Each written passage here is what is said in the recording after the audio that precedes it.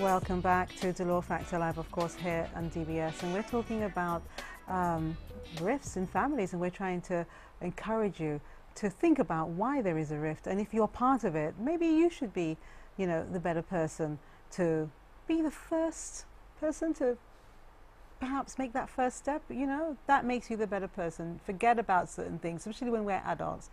Okay, really, we started talking about children being left behind, and we got into the break. So let's continue that. Right. I don't know, like the two of us, Delia, we spent a lot of time in the UK, and a number of young children during the 50s and 60s had their parents move to the United Kingdom. Some went to the US, some went to Canada, but mostly they went to the UK. And then some sent for their children. Some did not send for their children, and therefore they created a new family wherever it is that they settled. And you will find, and I've spoken to lots of women, men who were in this situation, you will find that as they grew up, they began to resent the fact that their parents left them behind and created new families. And that caused a rift between themselves and their parents. They did not want anything to do with them. They felt abandoned. They felt rejected. And some today are, older adults. They might be in their 50s, but they still have that resentment within their heart, as to why is it that I was left behind. Is it, one, I was not good enough? Or is it two, you just didn't want anything to do with me? And some have not had that conversation with their parent. And so that rift continues. Now, in order to heal that, how do they go about it? What do they do? But the thing is, it's the forgiveness. In the break, we mentioned forgiveness, Dean. Yeah. And I was saying that forgiveness is not as easy as we think, but it is a process. It's not just, well, I forgive you. It's a process that people have to go through in order for them to move on without bringing with them the excess baggage of what had happened. But you would have thought that when these children become adults and they have children themselves, that they would understand why their parents had to leave, especially if those parents were sending money back to look after them. You would have thought that that would have stopped the resentment. They would understand why. Not necessarily, because you're still talking about the child. Although they're now an adult, but there is the child, the rejected child that has been left behind, and that rejected child is still, like I said earlier, is still in pain and still feel the abandonment issues that they had when they were left behind and forgotten. Some were forgotten. Some were very lucky, and they were brought up to England. That doesn't mean that they were lucky when they got there. Some were brought up to England and they had a miserable life, and some wanted to go back as soon as they landed. Some were sent back, and so you have a lot of people who have these pains that does cause rifts within families, especially given the scenario that we've just been discussing.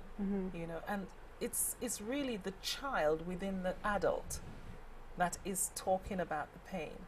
The adult may be able to rationalize, look, this is why, dad left, this is why mum left, this is why, I was not brought up to where my family had gone to. But the child within them is still there. What about the case, I don't know, Dean, maybe you can respond to this one. What about the case of when children are left behind, or they feel left behind when a parent remarries?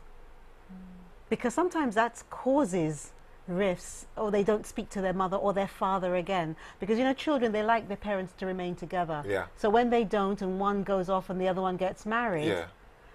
But it's like what Rumelia said, and reflecting on what she says, and knowing children and knowing how children really love attention, because they are that childish stage where attention and care, is my thing, is my everyday living. So when I don't have that, and when there's a void, they don't know how to really fill that void. So they're left to think whatever they're observing, and they become what they're observing. But as you grow older, you don't just stay in that place. You grow, you go out, amongst, as you grow older, you start to join social groups, and you have friends, and and life continues. But you holding on to that, and there is that bit of a child in all of us that always feels. But then, now that you're a man or a woman, give yourself that love, and make that reverse that situation. Well, we've been talking about the person who feels left behind, but what about the person who left? It must have been, who left. Tougher So, for them. for example, I think I'm a classic example. I left England to return to St. Lucia. My parents I lived in St. Lucia.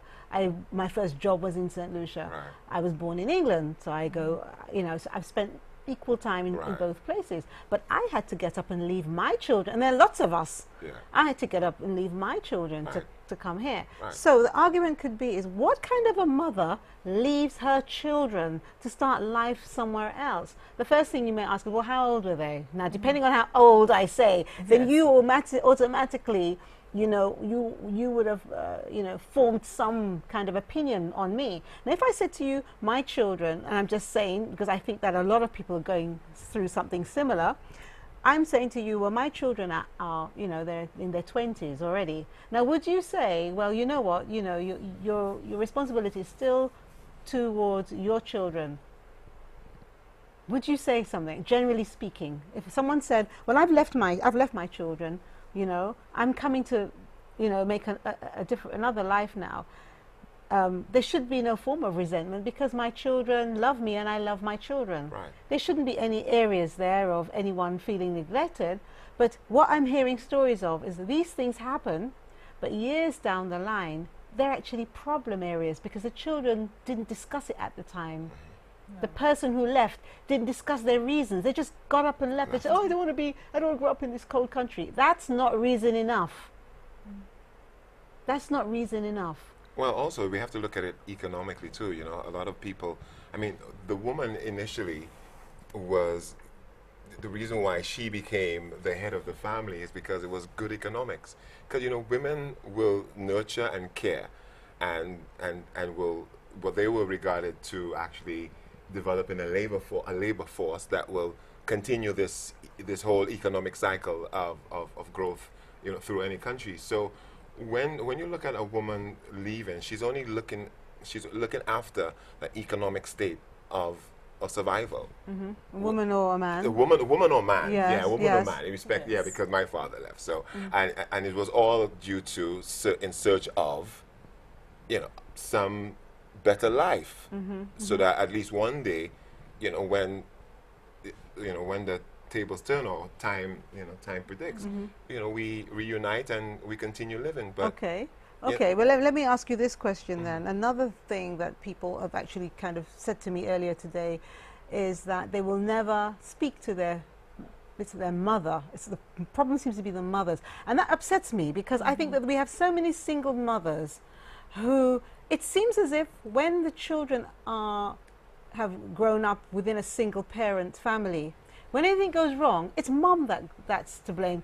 If dad wasn't around, dad isn't around, but mom, who has been mom and dad, is taking everything. And I think that we need to stop and think, when we are single, when we are children of single parent families, we need to stop and think before we start blaming mom, or, Totally think agree about, with you. where is dad? Where Where's is dad? dad? Why are you giving mom all the pressure? Now, this person was saying to me that she would not talk to her mom again, because her mom used to have different men coming in and out of the house. Now, I think that this happens a lot, whether people discuss it or not. And I'd like to, if I had to put myself in that person's shoes, to think how they're feeling. They're not thinking about the rift that is causing the child. They're just thinking perhaps things like, well, I'm on my own, I'm raising these children on my own, I'm working really hard, I deserve to have some affection, I deserve to have some loving, I put the clothes on the children's back and I feed them. They can't really see what's happening because he's sneaking in. Like, I don't know, I'm just building a picture here. All right? So we've been talking a lot about the children feeling neglected, but sometimes there are reasons why the parents do what they do. You know, but sometimes there are reasons why, and I would like you to respond to that. But again, we have to go right back into our break. Now, when we come back, we're going to open the telephone lines because we've been talking quite a lot about how we feel. I know there must be people out there who have their own personal issues where they will not speak to their parents. You know, well, they say for a lifetime until you regret it.